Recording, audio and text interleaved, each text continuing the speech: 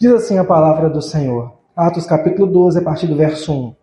Naquela mesma ocasião, o rei Herodes mandou prender alguns que pertenciam à igreja, com o objetivo de matá-los, e matou a Tiago, irmão de João, por execução a fio da espada. Observando que essa atitude agradava aos judeus, prosseguiu, ordenando também a prisão de Pedro durante a festa dos pães sem fermento. Tendo prendido, mandou que fosse jogado no cárcere e determinou que fosse vigiado por 4 escoltas com 4 soldados cada uma. Herodes tinha a intenção de apresentá-lo em julgamento público logo após a Páscoa. Assim, Pedro estava detido no cárcere, mas a igreja orava fervorosamente a Deus a favor dele. Amém? Amém. Vamos orar. Pai, a Tua palavra está diante da igreja, nós queremos explicá-la de uma forma poderosa, para que possamos aplicar essa palavra às nossas vidas. Fale conosco em nome de Jesus. Amém. Meus irmãos, se eu pudesse dar um título a essa mensagem, seria o poder da oração. Nós vemos que Pedro, ele foi direcionado aos gentios. Pedro, então, vai à presença de um certo homem que estava acamado, 8 anos, e ele fala, Cristo te cura. Daquele momento em diante, aquele homem se levantou. Nós vimos que depois ele vai em direção a Dorcas, e ela também tem ali um milagre feito ao entorno dela, ela ressuscita dos mortos. Tudo isso dá honra e glória ao nome do Senhor. Só que depois disso, Pedro tem uma visão em sonho, onde ele percebe alguns animais que para a cultura judaica são impuros, e ele tem uma grande interpretação de que este sonho levava-o diretamente a pregar para os não-judeus, para os gentios. Depois ele mesmo explica tudo isso. E num contexto de perseguição, Saulo e Barnabé vão para Antioquia, lá no capítulo 11, e no versículo 26, o povo de Deus, a igreja, é chamado de cristão pela primeira vez. Nesse contexto de perseguição, ocorre um fato muito triste na história da igreja, que começa a ser narrado no capítulo 12. Tiago, discípulo de Jesus, é morto ao fio da espada. Tiago, discípulo de Jesus. Você lembra de Tiago no ministério de Jesus? Tiago, irmão de João, o apóstolo. Ambos foram chamados de filhos do trovão, pelo seu temperamento impetuoso ali em uma determinada situação. Estes dois que certa vez chegaram para Jesus e falaram assim, Senhor, no teu reino, permita que nos assentemos um à tua direita, outro à tua esquerda. Jesus fez uma pergunta para eles. Ele disse, será que vocês vão poder beber do cálice que eu vou beber? Os dois, sem pensar, sem pestanejar, sem refletir na questão, disseram, sim, nós vamos beber do teu cálice. Jesus concordou, de fato, vocês beberão do meu cálice. Naquele momento, imaturo, eles não sabiam o que haveria de vir. 10 anos se passam e estamos aqui em Atos 12. Herodes mandou prender alguns daqueles que pertenciam à igreja, juntamente com eles Tiago, o irmão de João, e o matou ao fio da espada. Os comentaristas vão dizer que Tiago foi decapitado. De fato, ele bebeu do cálice do Senhor. Foi martirizado. Momento horrível para a história da igreja. Momento tenebroso para os cristãos. Momento muito delicado. Herodes, por sua vez, o rei, ele percebeu que a popularidade dele aumentou demais, porque os judeus aplaudiram essa determinação. E o que ele fez? Continuou. A perseguição mandou prender Pedro. Pedro, até então, o líder mais exponencial da igreja.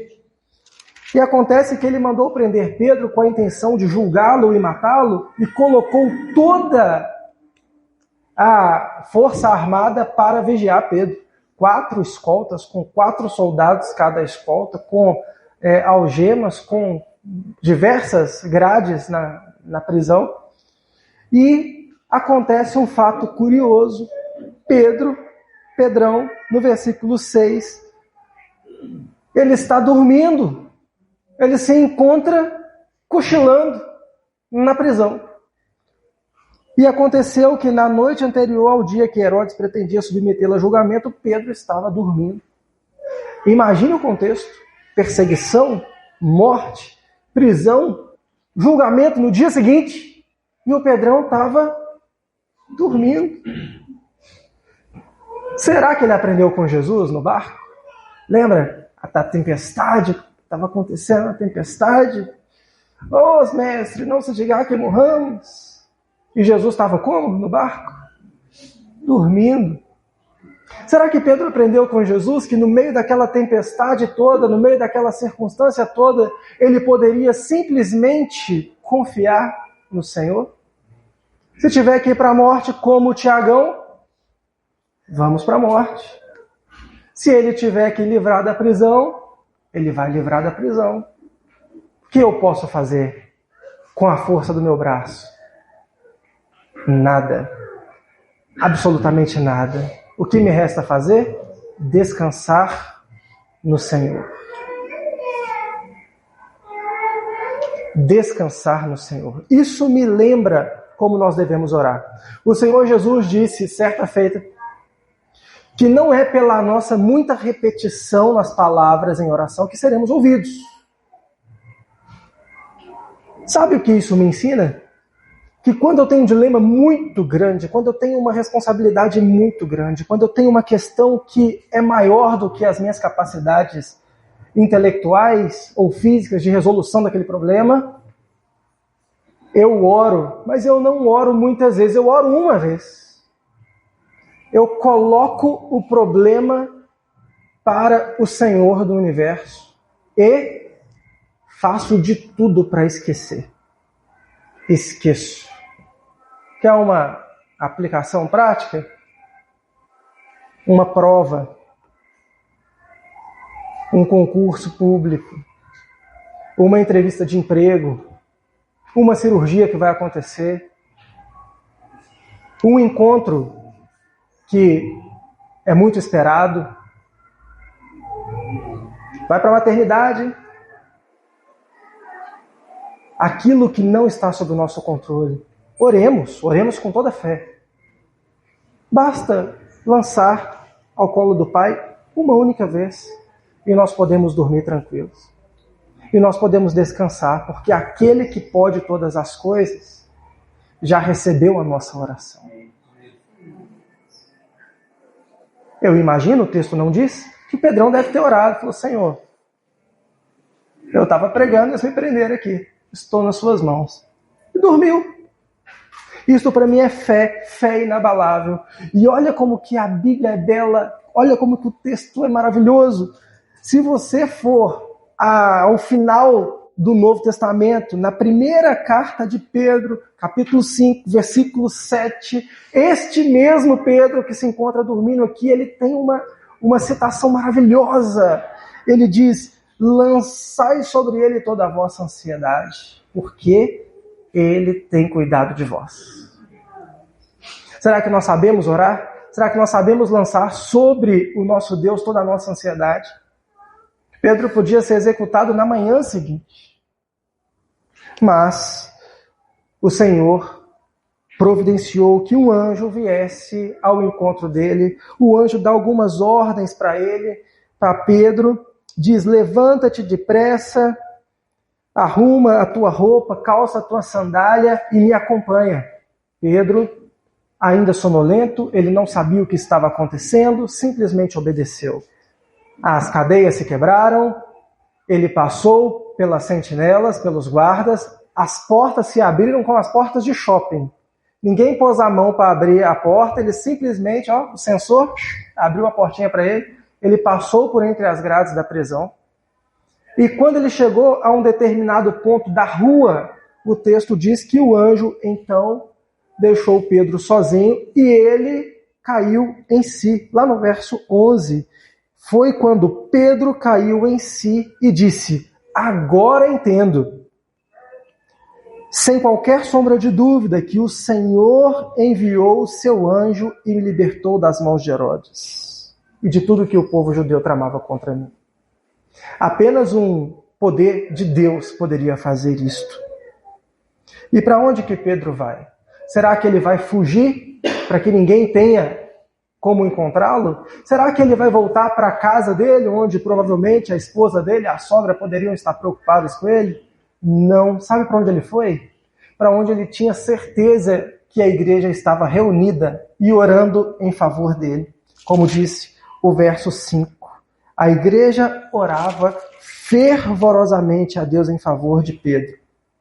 Ele vai até a casa de Maria, mãe de João, o João Marcos, aquele evangelista que escreveu o segundo texto do Novo Testamento. Ele vai para a casa da Maria, mãe de João Marcos, e ele encontra lá as pessoas reunidas. Ele bate a porta, toque, toque, toque, e ninguém abre a porta para ele, até que uma tal de Rode, ela vai até a porta, ela reconhece que é a voz de Pedro, em vez de abrir a porta para ele, ela volta aos demais discípulos e diz: olha, Pedro, ele está livre. E aí o pessoal falou assim: você está fora de si. Olha, não, Pedro, ele está à porta. Olha, minha filha, fica calma, Deus vai fazer um milagre, mas não é hoje não. Amanhã o julgamento vai acontecer. Ela insistiu mais, até que um deles foi comprovar a sua história, abriu a porta e deu de cara com Pedro. Aí o que eles fizeram? Se alegraram. O texto diz que eles ficaram atônitos. Aí o próprio Pedro teve que falar com os discípulos: ei, vamos falar mais baixinho aí. Não é porque Deus fez um milagre agora que a gente também vai dar brecha. Vamos voltar ao lugar da oração. E assim Pedro foi liberto da prisão. Eu tenho algumas aplicações para fazer aqui. Me permita voltar a alguns versos. Lá no verso 11, quando Pedro cai em si. Às vezes nós estamos sendo conduzidos pelo Espírito Santo de Deus. Às vezes Deus está trabalhando em nossa circunstância, está trabalhando ao nosso favor. Às vezes Deus está nos conduzindo, nos tirando de um lugar que para nós já se tornou comum, nos levando em direção à vontade dele. E muitas vezes nós estamos adormecidos. Nós não estamos nem percebendo o que está acontecendo. Mas Deus está trabalhando em nós e através de nós. Nós precisamos fazer como Pedro aqui, no momento em que ele cai em si, abre os olhos e percebe: uau! Deus está fazendo, mesmo onde não há esperança. O julgamento seria na manhã seguinte. Pedro fatalmente seria executado ali. Mas ele se permitiu ser guiado pela vontade de Deus. Ele obedeceu à voz do Espírito. Quantas vezes eu e você precisamos obedecer à voz do Espírito? Quantas vezes eu e você precisamos simplesmente nos permitir ser guiados pelo Espírito Santo? Nós precisamos deixar cair a ficha e falar o seguinte: Deus, realmente conduz a minha vida. A outra aplicação que eu tenho está no verso 15, quando o texto diz: todavia eles replicaram a esta menina, a esta mulher: você está fora de si. Quantas vezes Deus tem usado algum irmão para falar com a gente assim: ei, Deus já respondeu a oração. Nós estamos orando aqui, mas já nem faz sentido a gente estar orando sobre isso mais. Nós só estamos repetindo as palavras, porque Deus já atendeu, Deus já fez. E muitas vezes a gente fala o seguinte: olha, eu vou continuar orando, eu vou continuar insistindo, eu vou continuar repetindo as palavras. Mas Deus já atendeu, nós precisamos abrir os nossos olhos para enxergar aquilo que Deus já fez a nosso favor, para conseguir reconhecer as orações que Ele já nos respondeu. Muitas vezes nós pedimos a Deus por emprego e tem lá uma ligação, uma mensagem, um e-mail chamando para a entrevista. E em vez de simplesmente atendermos, a convocação, a gente continua insistindo. Não, mas Deus vai fazer de outra forma. Ele já preparou o caminho. Muitas vezes nós pedimos a Deus por uma cura e estamos orando, estamos insistindo e Deus preparou um tratamento. Está lá, a consulta está marcada, é só ir, é só seguir a orientação do médico, é só fazer o tratamento, marcar a cirurgia. E a gente pensa, não, eu vou continuar orando, insistindo, porque eu quero que Deus faça um milagre sem ninguém interferir. Muitas vezes Deus já respondeu a oração e nós estamos com medo de abrir os olhos e agradecer. Nós precisamos ser sensíveis ao que Deus está fazendo e à forma como Ele nos responde. A outra aplicação está no verso 17. Quando os discípulos de fato viram Pedro, ficaram atônitos e o texto diz, ele, Pedro, por sua vez, fazendo-lhes sinais com as mãos. Pediu para que se calassem e explicou-lhes como o Senhor havia libertado do cárcere. Pedro teve que pedir para a igreja fazer menos barulho. Por quê? Já até citei, não é porque Deus fez um milagre, não é porque Deus interviu, não é porque Deus está trabalhando, não é porque Deus está atuando, que agora a gente vai começar a dar brecha. Que agora a gente vai se comportar como se fôssemos invencíveis. Como se não pudéssemos ser atingidos por nada, como se tivesse um escudo de neon à nossa frente que impeça que sejamos atingidos por quaisquer flechas. Nós precisamos, ainda caminhando com o Senhor, ainda tendo as orações respondidas, ainda que em santidade, manter a nossa vigilância, porque sempre estamos em guerra, sempre estamos em batalha, mas é o Senhor que peleja por nós, é Ele que está à nossa frente. Continuemos vigilantes, sem dar brechas. O contexto é de perseguição. No dia seguinte, Herodes acordou, mandou chamar o prisioneiro, todos perceberam que ele não estava na prisão e foi um caos. Herodes, procurando culpados, mandou executar todo o pelotão. Ele matou os próprios soldados. Os judeus, querendo paz, o chamaram para uma conversa.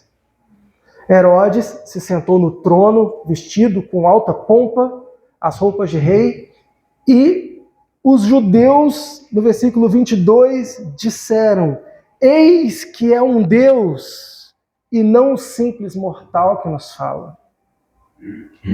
Os judeus chamaram o rei humano Herodes de Deus.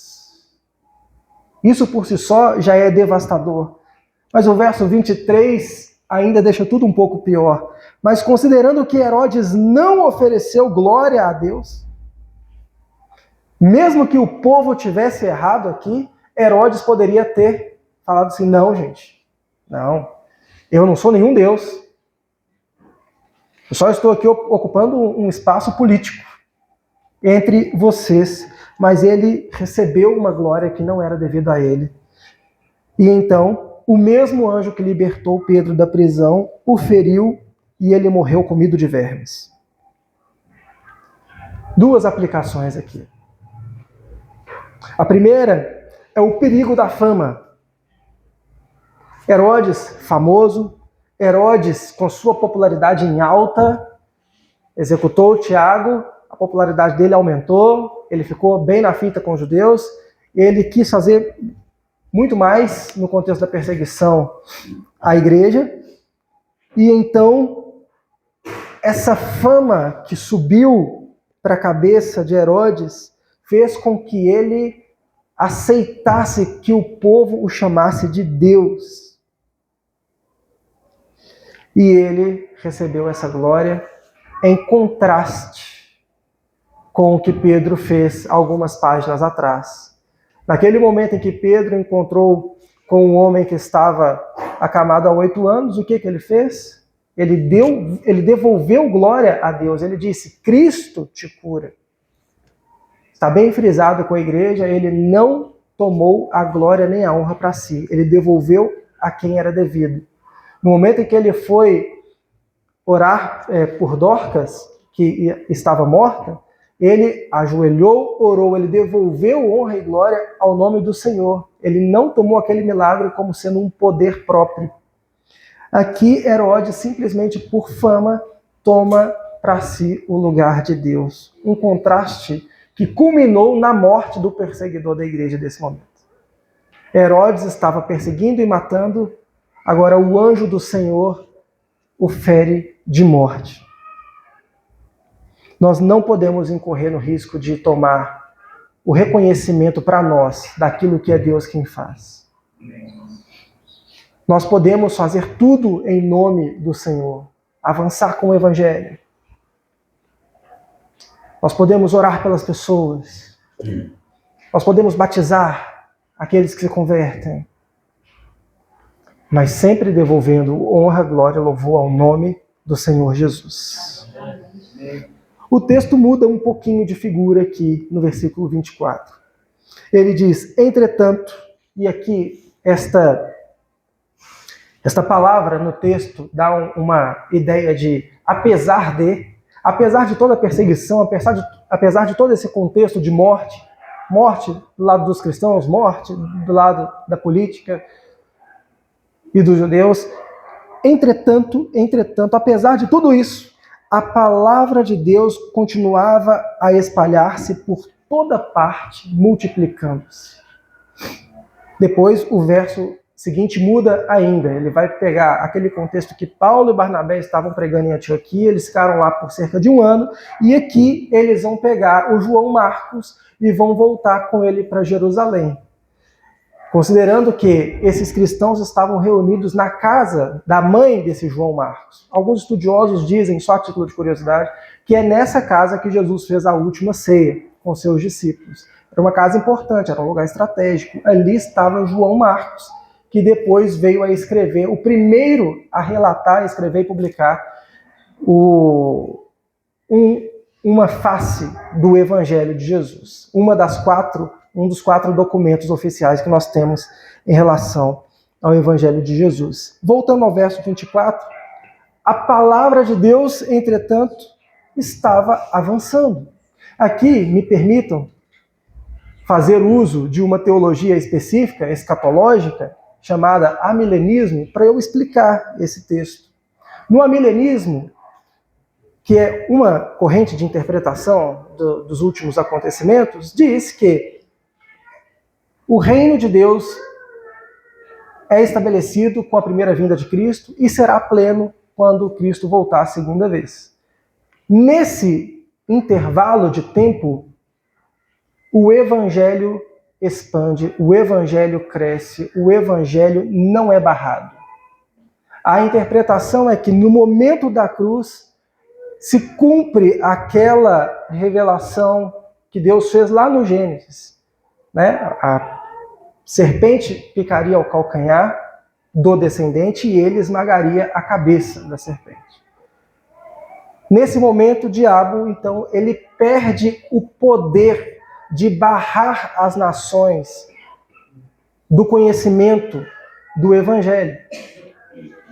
Mas na interpretação amilenista, o Evangelho, agora que Cristo morreu e ressuscitou, ele vai expandir, ele vai alcançar todo o mundo, ainda que os mensageiros do Evangelho sejam barrados.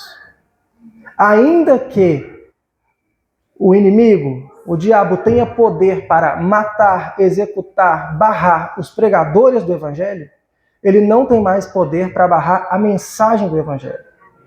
Nós vemos isso nesse texto. Tiago, junto com o corpo de apóstolos, foi barrado. Herodes decretou, matou, decapitou um discípulo. Mas, ao mesmo tempo, a mensagem continuou expandindo, porque Pedro foi mais além. E quando Pedro for barrado, a mensagem continuará expandindo, porque Saulo vai mais além. E quando Saulo for barrado, a mensagem vai continuar expandindo, porque ele fez discípulos. Timóteo vai mais além. E quando Timóteo for barrado, a mensagem vai continuar prosseguindo, porque a mensagem do Evangelho vai alcançando novas fronteiras, ainda que os mensageiros do Evangelho sejam barrados ao longo do caminho. Por isso nós podemos crer que o nosso ministério local, ele contribui para o avanço do reino. Não importa se temos megas igrejas, megas organizações missionárias ao entorno de nós. Onde um é barrado, Deus levanta o outro para continuar expandindo.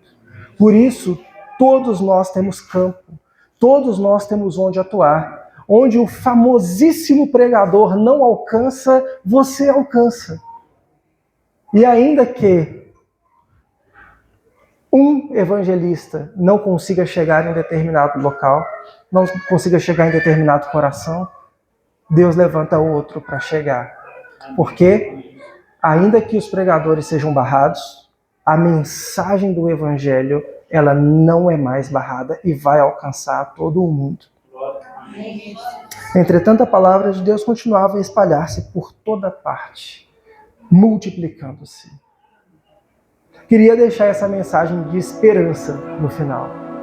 Tiagão foi decapitado, Pedro estava ali na iminência, né? Já é a segunda ou a terceira prisão dele no contexto de Atos, mas a mensagem do Evangelho avança e chegou até os nossos corações. E a partir de nós chegará a outros, porque esta é a palavra poderosa, esta é a palavra que transforma, esta é a palavra de vida eterna, esta é a palavra do nosso Senhor e Mestre. Amém? Eu quero orar com a igreja mais uma vez. Senhor, no nome de Jesus, obrigado porque até aqui o Senhor nos abençoou, obrigado por Tua palavra que é viva e eficaz, é poderosa, nos constranja, nos anime, ainda que alguns de nós sejam barrados, permita que a igreja continue avançando. Permita que o Evangelho continue chegando a corações que o Senhor deseja salvar, que o Senhor deseja transformar.